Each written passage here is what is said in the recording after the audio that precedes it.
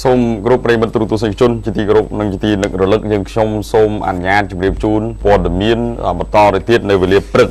ថ្ងៃនេះថ្ងៃ5កើតបាទខែចែកឆ្នាំមកមេសប្បុរស័កពុទ្ធសករាជ2558ត្រូវនឹងថ្ងៃពុធទី22ខែមេសាគ្រិស្តសករាជ2015មុននឹងចូលរឿងរ៉ាវរំអិតក៏ដូចជាមួយចំនួនពាក់ព័ន្ធទៅនឹងក្នុងសង្គមក៏ដូចជាសន្តិសុខសង្គមសូមប្រកបវរៈជូនលោកសកជម្រាបជូនមេតិកាជាមុនសិនទៀតបាទអរគុណណាស់លោកបត្រាបាទទូរទស្សនិកជនជាទីគោរពរាប់អានមេតិកាព័ត៌មាននៅព្រឹកនេះរួមមានគឺថាប្រមុខរាជរដ្ឋាភិបាលកម្ពុជាបានបង្ហាញអំពីស្ថិរភាពសេដ្ឋកិច្ចរបស់កម្ពុជាដល់កិច្ចប្រជុំពិភពលោកនៅបរទេស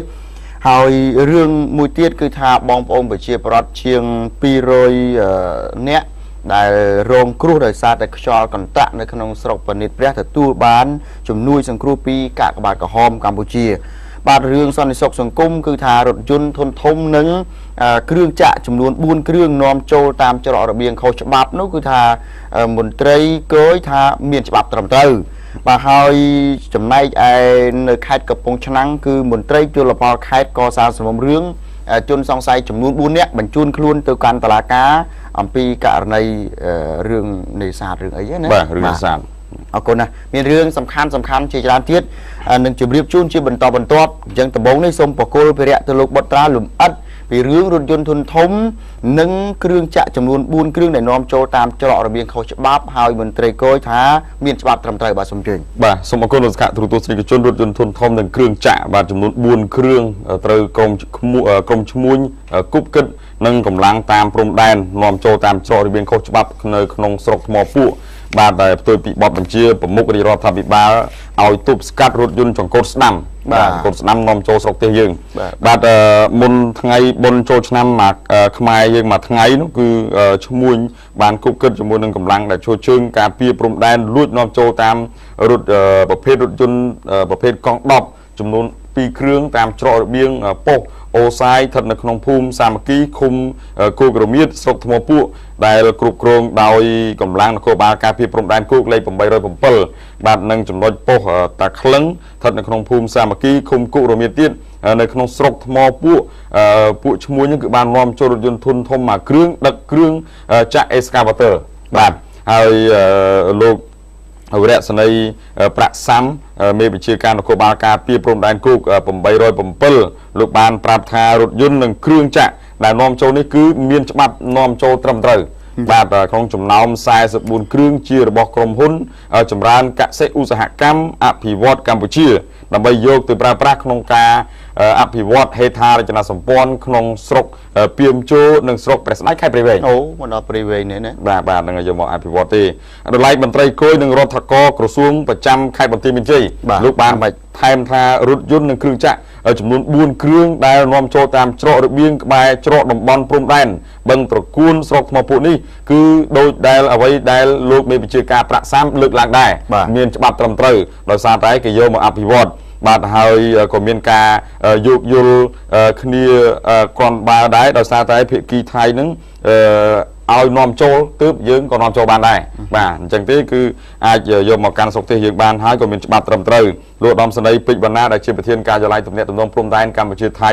លោកបានលើកឡើងថារថយន្តធុនធំនិងគ្រឿងចាក់ចំនួន4គ្រឿងក្នុងចំណោម44គ្រឿងរបស់ក្រុមហ៊ុនមានច្បាប់នាំចូលត្រឹមត្រូវតែភាគីថៃមិនអនុញ្ញាតឲ្យចេញពីព្រោះតែរថយន្តចង្កូតស្ដាំទើបភាគីទាំងពីរសម្រួលគ្នាឲ្យចេញតាមច្រករបៀងវិញបាទហ្នឹងចេញតាមច្រករបៀងវិញទេតាមពិតត្រូវនាំចេញតាមច្រកអន្តរជាតិបាទហ្នឹងហើយបាទអរគុណណាស់ឥឡូវសូមអនុញ្ញាតជូនរឿងមួយទៀតគឺមន្ត្រីជលផលខេត្តកំពង់ឆ្នាំងក៏សាងសំណុំរឿងបុរសចំនួន4នាក់បញ្ជូនទៅកាន់តុលាការពីករណីនេសាទខុសច្បាប់ឬក៏ប្រើឧបករណ៍ដែលមិនត្រឹមត្រូវតាមច្បាប់បាទបុរស4នាក់និងកណូតឆៃរ៉ាចំនួន4គ្រឿងបំពាក់ដោយម៉ាស៊ីនខ្យល់បាទម៉ាស៊ីនខ្យល់ដែលបានហុំសម្រះខុសច្បាប់ដោយមានមន្ត្រីយោធាភូមិភាគពិសេសម្នាក់រត់ការឲ្យនោះនៅព្រឹកថ្ងៃទី20ខែមេសាឆ្នាំ2015ត្រូវខណ្ឌរដ្ឋបាលជលផលខេត្តកំពង់ឆ្នាំងកសាងសំណុំរឿងបញ្ជូនទៅតុលាការខេត្តដើម្បីផ្ដន្ទាទោសតាមច្បាប់តាមទម្លាប់បាទជាពិសេសគឺថាច្បាប់ជលផលនឹងត្មងមន្ត្រីយោធាម្នាក់នេះត្រូវបានបងប្អូនប្រជាពលរដ្ឋ នៅតាមដងទន្លេរីគុណថាជាអ្នករត់ការកាងបទល្មើសនេសាទជាច្រើនកន្លែងនៅក្នុងខេត្តកំពង់ឆ្នាំងហើយនៅព្រឹកថ្ងៃទី20ខែមេសាឆ្នាំ2015នេះគេក៏បានឃើញមន្ត្រីយោធារូបនោះបានរត់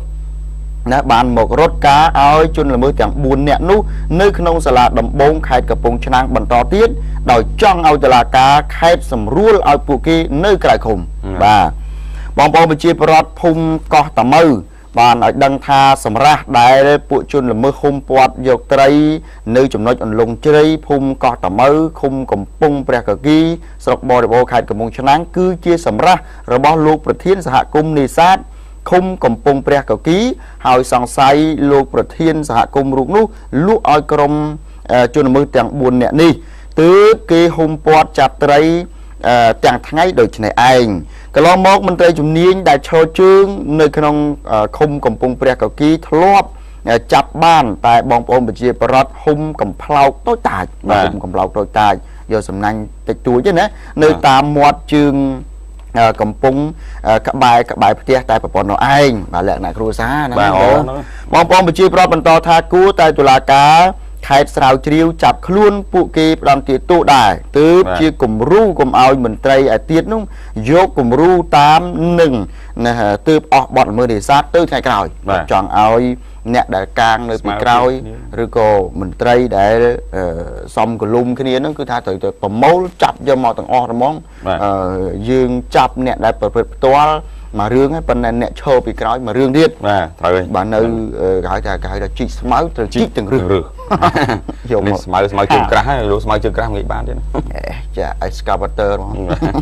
បាទអរគុណណាស់ចឹងអនុវត្តតាមច្បាប់ស្តីពីជលផលមានទោសព្រហ្មទណ្ឌមានន័យថាផ្ដន្ទាទោសដាក់ពន្ធនាគារនិងពិន័យជាប្រាក់ក៏ប៉ុន្តែបើទំហំនៃបទល្មើសនោះវាស្ថិតនៅក្នុងកម្រិតស្រាលដែលអាចពិន័យអន្តរការបានគេអាចនឹងពិន័យអន្តរការក៏ប៉ុន្តែឥឡូវនេះគេបញ្ជូនទៅតុលាការហើយអានោះមានន័យថាវាកម្រិតធ្ងន់ហើយបាទកម្រិតធ្ងន់ដែលត្រូវផ្ដន្ទាទោសទៅតាមច្បាប់ហើយបាទសូមអញ្ជើញលោកបត្រាបន្តចុះអរគុណលោកសុខាឥឡូវទៅកាន់ខេត្តកំពតខេត្តកំពតហ្នឹងនិយាយពីផ្សារសាមគ្គីបាទទីរួមខេត្តកំពតដោយសារតែខាងអាជ្ញាធរខាងប្រធានផ្សារហ្នឹងលោកយកចំណីផ្លូវសាធារណៈធ្វើអាជីវកម្មបងប្អូនប្រជាពលរដ្ឋលោកបានលើកឡើងបែបហ្នឹងហើយប្រជាពលរដ្ឋខេត្តកំពតហ្នឹងជាច្រើនលោកបានរិះគន់ចំពោះអាជ្ញាធរដែលបណ្ដែតបណ្ដោយឲ្យអ្នកយក PC និងផ្ញើកង់ម៉ូតូយកចំណីផ្លូវសាធារណៈធ្វើអាជីវកម្មធ្វើឲ្យប៉ះពាល់ទៅដល់ការធ្វើដំណើររបស់បងប្អូនប្រជាពលរដ្ឋដូចជាការកកស្ទះប្រចាំថ្ងៃមិនដែលខានក្នុងមួយថ្ងៃឡើយគាត់បានលើកឡើងអញ្ចឹងហើយប្រជាពលរដ្ឋម្នាក់លោកបានលើកឡើងថាការយកចំណីផ្លូវសាធារណៈបាទធ្វើអាជីវកម្មបែបហ្នឹងសង្ស័យថាអាជ្ញាធរហ្នឹងបានបើកភ្លើងឃីវទើបលោកប្រធានភាសាហ៊ានបណ្ដែតបណ្ដោយកូនចៅគាត់ហ្នឹងដាក់គេហៅថាចំណីផ្លូវលើដាក់ម៉ូតូលើចំណីផ្លូវហើយដល់ឡែកលោកប៉ែនសុតចាដែលលោកជាប្រធានភាសាខេត្តកំពតហ្នឹងលោកបានលើកឡើងដែរថាជួយអនុគ្រោះផងដោយសារតែទីធ្លាផ្សារវាតូចពេកបាទតូចពេកអញ្ចឹងទៅចង្អៀតផងអីផងហើយកំណើនយានយន្តក៏កើននៅក្នុងកំពតមិនមែនតែកើននៅភ្នំពេញណានៅកំពតហ្នឹងក៏លោកកើនបងប្អូនជារដ្ឋច្រើនក៏លោកប្រើប្រាស់ម៉ូតូច្រើនអញ្ចឹងទេការចូលមកទិញរបស់របរគ្រឿងទេសនៅក្នុងផ្សារក៏បង្កឲ្យមានការកកស្ទះប៉ុន្តែទៅមិនក៏ដោយក៏រៀបចំជាគេហៅថាដាក់បានត្រឹមត្រូវដែរមិនមែនចេះតែដើរចតពីវាពីការទេហើយលោកស្នើសុំតែប៉ុណ្្នឹងហើយបើសិនជាបងប្អូនជាពលរដ្ឋយោគយល់ក៏ជាការល្អប្រសើរដែរព្រោះថាផ្លូវវាតូចផងហើយវាចង្អៀតអញ្ចឹងទេមានតែដាក់គៀនផ្សារហ្នឹងហើយមួយវិញទៀតការកកស្ទះផ្លូវយើងរាល់ថ្ងៃបែបហ្នឹងគឺរងការប៉ះពាល់ដែរយ៉ាងខ្លាំងចំពោះពួកគាត់និងភ្ញៀវទេសចរពីព្រោះថាផ្លូវហ្នឹងគឺ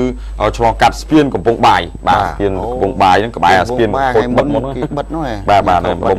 បាទអញ្ចឹងទីប្រជាពលរដ្ឋក៏សូមសំណូមពរដល់អាជ្ញាធរដែរនៅក្នុងខេត្តកំពតនោះជួយសម្រួលផងបើសិនជាស្ទះហ្នឹងដាក់ទៅមិនឲ្យសំរុំមកដាក់វាស្អេកស្កាស់នៅជាប់